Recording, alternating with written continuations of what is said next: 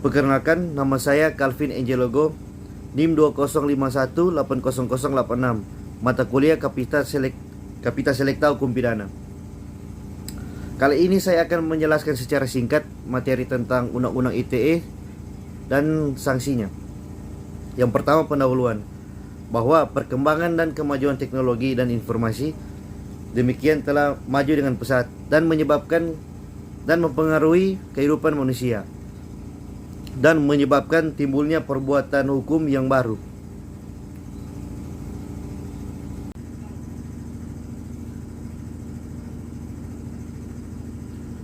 Berikutnya, kegiatan melalui media sistem elektronik yang disebut juga ruang cyber, meskipun bersifat virtual, dapat dikategorikan sebagai tindakan atau perbuatan hukum yang nyata. Dengan demikian, subjek pelakunya harus dikualifikasikan pula sebagai orang yang telah melakukan perbuatan secara nyata.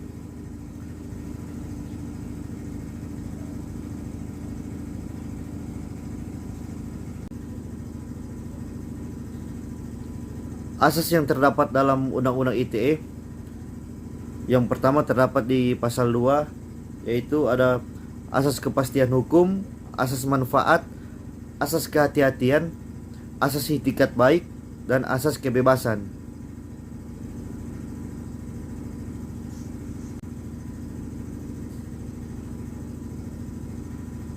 Bunyi pasal 28 ayat 2 Undang-Undang ITE adalah sebagai berikut, yaitu setiap orang dengan sengaja dan tanpa hak menyebarkan informasi yang ditujukan untuk menimbulkan rasa kebencian atau permusuhan individu dan atau kelompok masyarakat tertentu berdasarkan asas suku, agama, ras, dan antar golongan, yaitu atau SARA.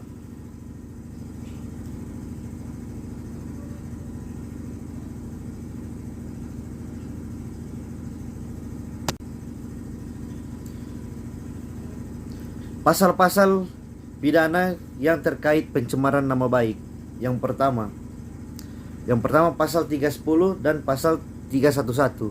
Yang kedua, Undang-Undang ITE nomor 11 tahun 2008 tentang informasi dan transaksi elektronik, pasal 27 ayat 3 dan junto pasal 45 3.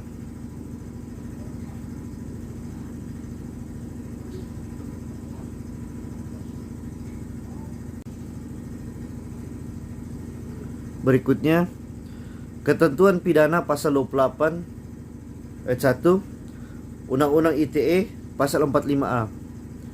Yang pertama, setiap orang yang dengan sengaja dan tanpa hak menyebarkan berita bohong dan menyesatkan yang mengakibatkan kerugian konsumen dalam transaksi elektronik sebagaimana dimaksud dalam pasal 28 ayat 1 dipidana dengan pidana penjara paling lama 6 tahun dan atau denda paling banyak 1 miliar rupiah.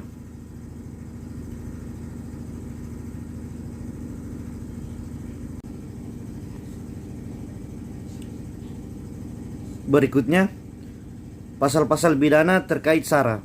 Yang pertama, pasal 156, 156A, 157 KUHP.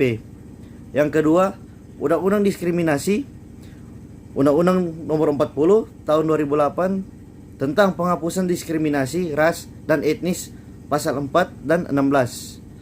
Yang ketiga, Undang-Undang ITE, Undang-Undang nomor 11 tahun 2008 tentang informasi dan transaksi elektronik, pasal 28 ayat 2 dan junto pasal 45.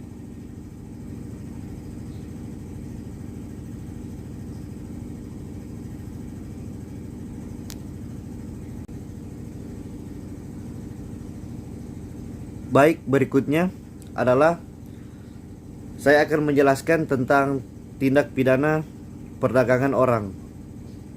Baik, tindak pidana perdagangan orang adalah suatu tindakan perekrutan atau pembinaan seseorang dengan cara ancaman dan paksaan yang tujuannya untuk mengambil keuntungan yang mengakibatkan kerugian pada korbannya.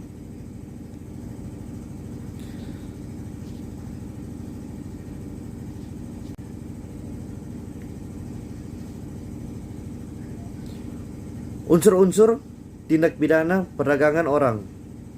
Yang pertama, terdapat proses. Pelaku tersebut memindahkan korbannya dari komunitasnya dengan cara mengangkut dan mengirim dan memindahkan secara paksa. Yang kedua, terdapat cara. Pelaku tersebut menggunakan ancaman, penculikan, dan penyekapan.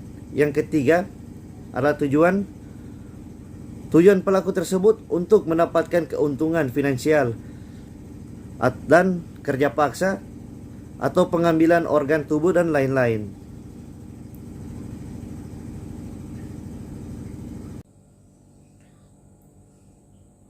Alat bukti dalam tindak pidana perdagangan orang menurut Undang-Undang TPPO berupa ucapan yang dikirimkan dan diterima atau disimpan secara elektronik dan data rekaman atau informasi yang dapat dilihat, dibaca, dan didengar.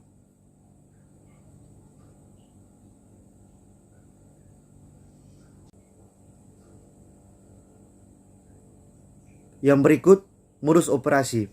Yang pertama, terdapat pengiriman tenaga kerja. Yang kedua, perkawinan pesanan seperti perkawinan kontrak. Yang ketiga, pengangkatan anak.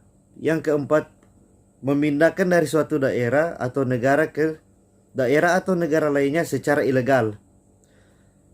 Yang kelima adalah penjeratan hutang. Yang keenam adalah kerja paksa. Yang ketujuh adalah penculikan.